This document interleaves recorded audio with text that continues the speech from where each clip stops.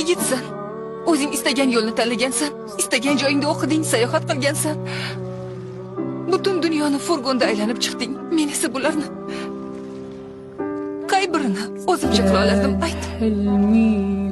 Buni jinsga aloqasi yo'q. Sen uchun yo'q. Istanbuldagi universitetda o'qish uchun ota-onam bilan qancha bahslashganimni bilasanmi?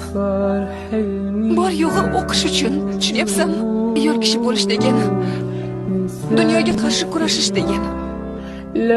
Ko'chadagi har bir tentak bilan kurashish, ongi past shilqimlar bilan kurashish degani. Agar oyim bir kunda ish topolmasang, qishloqqa qaytamiz demaganida, bularning hech biri bo'lmasdi. O'shada bari oilang tufayli bo'lgan. Ammo ikkimiz ham nima sababdan o'yinni davom ettirganingni yaxshi bilamiz.